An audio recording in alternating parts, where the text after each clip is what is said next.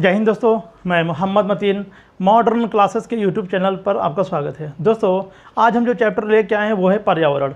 पर्यावरण में हम पढ़ाने जा रहे हैं आपको आज आपका फेवरेट यानी वायुमंडल, जिसमें हम सब मौजूद हैं और जिसके द्वारा हमको ऑक्सीजन, नाइट्रोजन, ढेर सारी गैसों का मिश्रण मिलता है।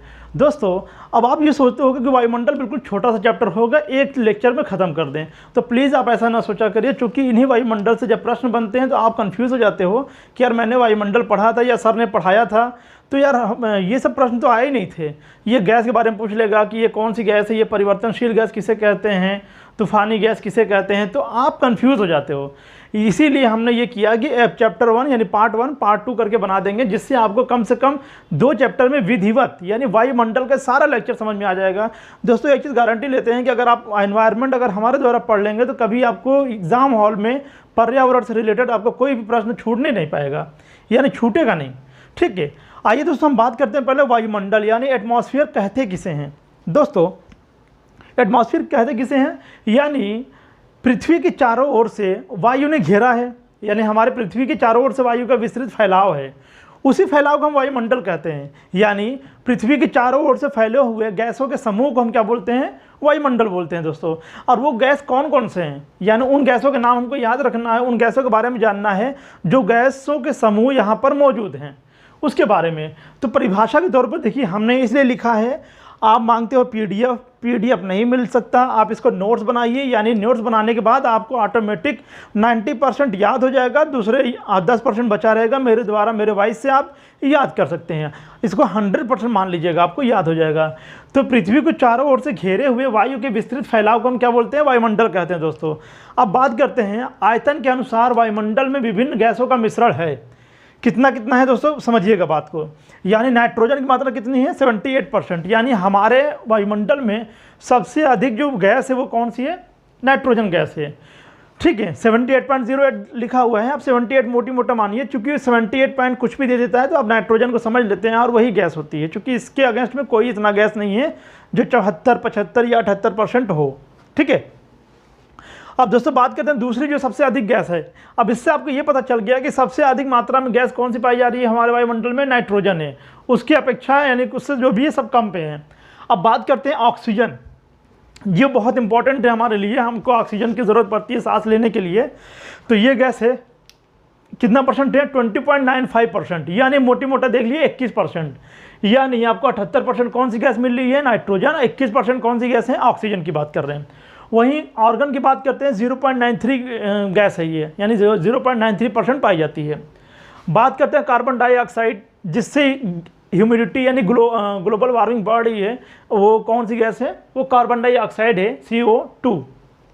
ठीक है, बात करते हैं नियॉन, ये भी एक अक्रिय गैस है, 0.0018% है। हीलियम 0.0005% है। मीथेन की बात करें 0.00017% है। दोस्तों, एक चीज़ याद रखिएगा, इन सब गैसों के बारे में नहीं पूछता, लेकिन ये तीनों गैसों के बारे में ज़रूर पूछ लेता है, कार्बन डाइऑक्साइड, नाइट्रोजन और ऑक्सीजन के बारे में, कि कितने % तक पाई जाती है। ठीक है ना, आगे कैसे कैसे प्रश्न पूछता है मैं बता रहा हूँ आपको। अब ध्यान दीजिएगा, हम बात करते हैं पहले नाइट्रोजन, जो सबसे अधिक पाई जाती है। देखिएगा, यह गैस की मात्रा सभी गैसों से सबसे अधिक है, बिल्कुल सही बात है। नाइट्रोजन का सबसे बड़ा लाभ यह है कि वस्तुओं को तेजी से जलने से बचाती है। पॉइंट नोट करिए दोस्तों, वस्तुओं को तेजी से जलने से बचाती है, कौन सी गैस है वो, नाइट्रोजन है। ये बात हमेशा याद रखिएगा, चूंकि से अक्सर मैक्सिमम एग्जाम में पूछा जाता है कि कौन सी गैस की वजह से पृथ्वी पर अगर आग लगनी हो तो कौन सी गैस सबसे ज़्यादा उत्तरदायी होती है, तो कौन सी है, यानी कौन से बचाती कौन सी, यानी उसको बुझाने के लिए कौन सी गैस अगर ज़रूरत पड़ती है यानी कि नहीं जलेगी, तो वो है नाइट्रोजन। यह है कि यह वस्तुओं को तेज़ी से जलने से बचाती है, यानी वस्तुओं को तेज़ी से जलने से ये बचा लेती है। यदि नाइट्रोजन वायुमंडल में नहीं होती तो आग पर काबू पाना कठिन होता। दोस्तों, जब हमारे पृथ्वी का निर्माण हुआ तो सभी उल्काएं धरती से आकर टकरा रही थी।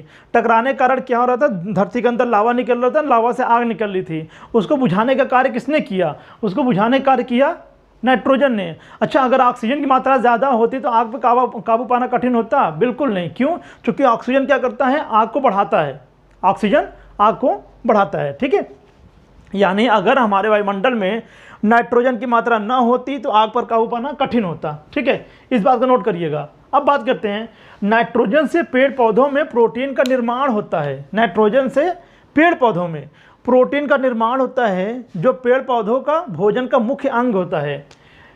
पेड़ पौधों से प्रोटीन का निर्माण होता है, जो भोजन का मुख्य अंग है। किसके? पेड़ पौधों का। यानी नाइट्रोजन से ही पेड़ पौधे अपना भोजन बनाते हैं, ये समझिएगा। यह गैस वायुमंडल में 128 किमी की ऊंचाई तक फैली हुई है। यानी नाइट्रोजन है दोस्तों, नाइट्रोजन की ऊंचाई कितनी है? 128 किमी तक, ऐसे समझिएगा। 128 किमी तक यह गैस पाई जाती है। ठीक है, अब बात करते हैं दोस्तों, ये तो हो गया हमारे नाइट्रोजन के बारे में। अब बात करते हैं ऑक्सीजन के बारे में। ये है ऑक्सीजन।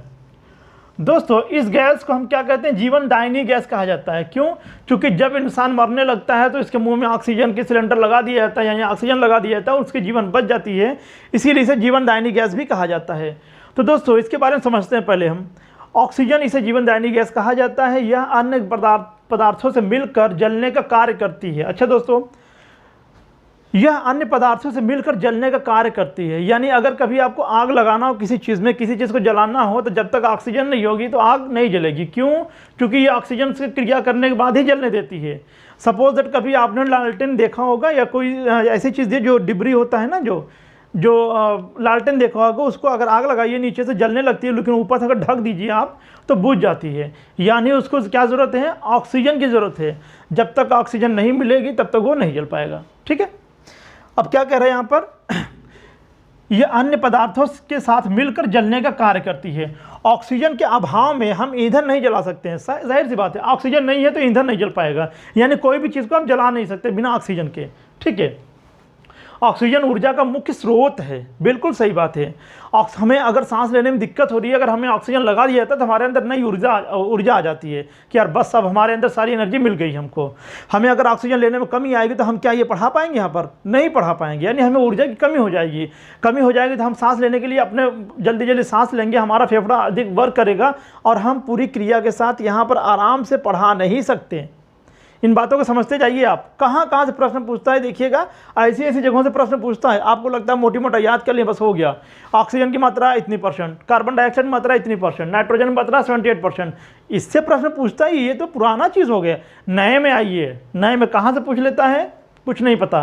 ठीक है, यह गैस वायुमंडल में 64 किमी की ऊंचाई तक फैली है। यह दोस्त, ये जो गैस है 64 किमी की ऊंचाई तक फैली हुई रहती है ऑक्सीजन। लेकिन अगर बात किया जाता है कि 16 किमी के बाद इसकी मात्रा बहुत कम मिलती है।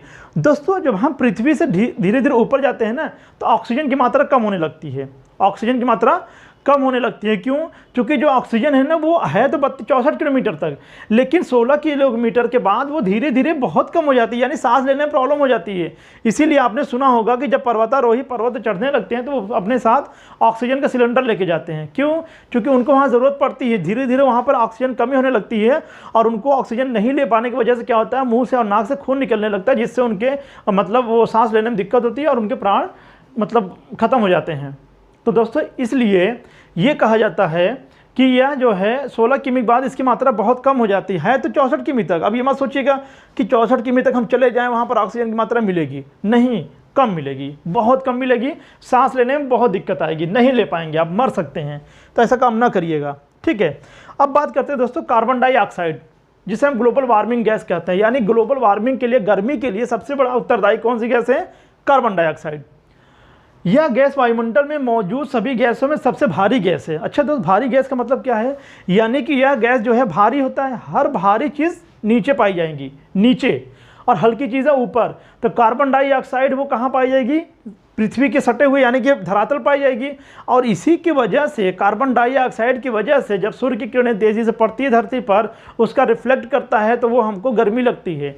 इसी वजह से धरती के पास जब जैसे जैसे नीचे रहेंगे आपको गर्मी लगेगी, लेकिन जैसे जैसे आप ऊपर चले जाइए आपको माइनस में टेम्परेचर मिलता रहेगा। नहीं पता, जैसे सपोज दैट अगर मान लिया हमारे यहाँ का वर्तमान तापमान 45 डिग्री सेंटीग्रेड है, लेकिन जैसे ही हम अगर 64 किमी जैसे ही हम अगर 165 मीटर की ऊंचाई पर आगे बढ़ेंगे, 165 मीटर जैसे ऊंचाई पर आगे बढ़ेंगे तो क्या मिलेगा हमें? 1 डिग्री तापमान में कमी आ जाएगी। यानी 1 डिग्री सेंटीग्रेड के तापमान में कमी आ जाएगी। इसी तरीके जब हम 1 किलोमीटर के ऊपर जाते हैं तो 6.4 डिग्री सेंटीग्रेड के तापमान में कमी आती है। तो इसका मतलब क्या है? इसका मतलब यह है कि नीचे गर्मी ज़्यादा है, ऊपर जाने पर गर्मी की मात्रा कम मिलने लगती है। यानी कार्बन डाइऑक्साइड की मात्रा ज़्यादा है नीचे, ऊपर कम है। ठीक है दोस्तों, अब बात करते हैं, इसलिए यह सबसे निचली परत में मिलती है, यानी गैसों में सबसे भारी गैस है इसलिए सबसे निचली परत मिलती है। इसका विस्तार 32 किमी की ऊंचाई तक है। यह निचली परत को गर्म रखती है। बात समझ में आ रही ना? यह 32 किमी की ऊंचाई तक तो पाई जाती है, लेकिन भारी होने की वजह सबसे नीचे ही पाई जाएगी। और यह क्या करती है, पृथ्वी को गर्म रखती है, यानी निचली परत को, हमारे पृथ्वी की परत को गर्म रखती है। ठीक है। ग्लोबल वार्मिंग के लिए यह गैस सबसे अधिक उत्तरदायी है। ग्लोबल वार्मिंग के लिए सबसे अधिक यह जिम्मेदार है। जिम्मेदार का मतलब यही मेन रीज़न है, यही कारण है कि सबसे अधिक गर्मी पड़ती है। क्यों? पृथ्वी पर, क्योंकि ये सबसे अधिक जिम्मेदार है और सबसे नीचे यही गैस पाई जाती है। ठीक है दोस्तों, अब बात करते हैं ओजोन की बात है, O3। दोस्तों बात करते हैं ओजोन की, तो यह गैस ऑक्सीजन का ही एक विशेष रूप होता है। O3 से आपको लगता होगा कि यार ऑक्सीजन का ही रूप है, लेकिन ऑक्सीजन का एक मॉलिक्यूल और मिल जाता है इसमें, यानी O3 हो गया। यानी यह गैस ऑक्सीजन का ही एक विशेष रूप है। यह वायुमंडल में अधिक ऊंचाई पर अति न्यून मात्रा में पाई जाती है। दोस्तों ओजोन गैस क्या है, हालांकि इसके बारे में देखिए पर्यावरण संबंधित हैं, तो पर्यावरण में हम इसको ओजोन गैस को एक विधिवत पढ़ाएंगे, क्योंकि ओजोन गैस हमारे लिए हानिकारक भी है, लाभकारी भी है। कैसे हैं वो मैं आगे चल के बताऊँगा। ठीक है ना? अभी वायुमंडल का पार्ट चल रहा, वायुमंडल खत्म होने के बाद मैं ओजोन का एक स्पेशल क्लास लूँगा, जिसमें मैं विधिवत बता दूंगा, ताकि जितने लोग के मन में कन्फ्यूज़न होता है ना कि यार ये ओजोन फ़ायदा करता है कि नुकसान करता है, हमें समझ नहीं आता। ओजोन में कौन कौन सी गैस है वो समझ नहीं आता। ठीक है, वो मैं समझाऊंगा। अब बात समझिएगा, यह गैस ऑक्सीजन का ही एक विशेष रूप है। यह वायुमंडल में अधिक ऊंचाई पर अति न्यून मात्रा में पाई जाती है। यह सूर्य से आने वाली तेज पराबैंगनी किरणों को कुछ अंश को अवशोषित कर लेती है। दोस्तों यह अधिक ऊंचाई पर पाई जाती है, कहाँ से? ये लगभग देखा जाए तो आपको समताप मंडल और क्षोभ मंडल की ऊपरी सीमा और समताप मंडल की निचली सीमा पर पाई जाती है। आगे चल के हम इसको वायुमंडल के अगले पार्ट में बताऊंगा, लेकिन आप समझते जाइएगा। यह 10 किमी से लेकर 50 किमी तक विस्तृत है, यानी 10 किलोमीटर से लेकर 50 किलोमीटर तक विस्तृत है। देखिए यहाँ पर हमने बनाया है ओजोन गैस के बारे में, 10 किलोमीटर से 50 किलोमीटर तक ये पाई जाती है ओजोन गैस। ठीक है। ओजोन की मात्रा वायुमंडल में कम होने पर सूर्य की पराबैंगनी किरणें पृथ्वी तक पहुंचकर कैंसर जैसी भयानक बीमारी फैला सकती है। यानी ओजोन किरणों की, यानी ओजोन जो गैस है उसकी कमी होने पर सूर्य से आने वाली तेज पराबैंगनी किरणें जो है पृथ्वी तक पहुंचकर हमें भयंकर कैंसर जैसी भयानक बीमारी फैला सकती हैं। दोस्तों ओजोन किरणें, अगर ओजोन लेयर डैमेज हो जाता है तो उससे क्या क्या होता है, उससे हमारे स्किन डिसीज तो होगा, कैंसर तो होगा, लेकिन जल में रहने वाली मछलियां भी मर सकती हैं और पेड़ पौधे को भी झुलस सकती है, यानी पेड़ पौधे भी खराब हो सकते हैं। यानी हर तरफ से एक हिसाब से देखा जाता है कि ऐसा पॉल्यूशन होगा जिसकी कोई बेहिसाब होगा और रोग, ढेर सारे रोग उत्पन्न हो सकते हैं। ठीक है ना? अब बात करते हैं दोस्तों जलवाष्प की बात। यानी जलवाष्प ये कौन सी गैस है? H2O, जल वाष्प, यानी जल है तो H2O है। अब दोस्तों ये गैस देखिए क्या है, वायुमंडल में जलवाष्प सबसे अधिक परिवर्तनशील तथा असमान वितरण वाली गैस है। परिवर्तनशील, परिवर्तनशील का मतलब होता है, आप समझ सकते हैं, जैसे आज ये बारिश का दिन है तो हमारे यहाँ क्या सबसे अधिक मात्रा में दिखाई दे रहा है? बादल। वही बादल है जो जलवाष्प जिसको हम कह रहे हैं। दोस्तों यही जलवाष्प वितरण करती रहती है, परिवर्तन होती रहती है हमारे वायुमंडल में। कैसे? मैं बता रहा हूँ। जैसे दोस्तों गर्मी के दिनों में मार्च, अप्रैल, मई, जून के महीने में हम क्या देखते हैं कि सूर्य की तेज किरणें हमको एकदम से जैसे पागल बना देती है कि गर्मी बहुत है ना। लेकिन वो पृथ्वी करती क्या है? पृथ्वी करती क्या है कि ये जो सूर्य किरणें आती है तो पृथ्वी तो टकराती है, टकराने के बाद इसके कुछ पार्ट रिफ्लेक्ट होते हैं, यानी वापस जाते हैं। वापस जाने के कंडीशन में ये क्या करता है, धीरे धीरे वहाँ से सूर्य को एब्जॉर्ब, यानी कि जो जल है उसको एब्जॉर्ब करता है, अपने अंदर खींचता है। खींचने के बाद क्या करता है, इसका वेपर बनाता है। वेपर बनने के बाद वही वेपर क्या बनता है, आकाश में अपना विचरण करने लगती है, यानी विचरण मतलब टहलने लगती है, यानी वो क्या करती है, ऊपर नीचे करने लगती है। लेकिन यही जब इकट्ठा हो जाते हैं, एक समय आता है कि सागरों का भी जल ऊपर चला जाता है, नदियों का भी जल ऊपर चला जाता है, नालों का भी जल ऊपर चला जाता है, सब आपस में मिल जाते हैं। ये तो मिल गए। अब ऊपर से देखिए कि चिमनी का धुआं, ढेर सारे धुआं ऊपर मिल गए। मिलने के बाद क्या होता है, हालांकि धुआं मिलने से पॉल्यूशन का निर्माण हुआ, लेकिन अब बात करते हैं जो जल एब्जॉर्ब हुए हैं, जिसका वेपर बना है, वही वेपर आकाश में टहल रहे हैं। टहलने के बाद क्या होगा, जब दोनों बादल आपस में टकराते हैं, टकराने के बाद क्या होंगे, वहाँ पर वो रुक नहीं पाएंगे, या वो बादल भारी हो जाते हैं। भारी होने के बाद क्या करते हैं, वर्षा करने लगते हैं। वर्षा करने लगते हैं तो सोचिए वही बादल, वही पानी हमारे ऊपर गया, वही पानी नीचे आया, फिर उसी बादल पानी को हम कहाँ यूज़ करेंगे, और जाएगा नालों में, जाएगा नदियों में, जाएगा तालाबों में, जाएगा।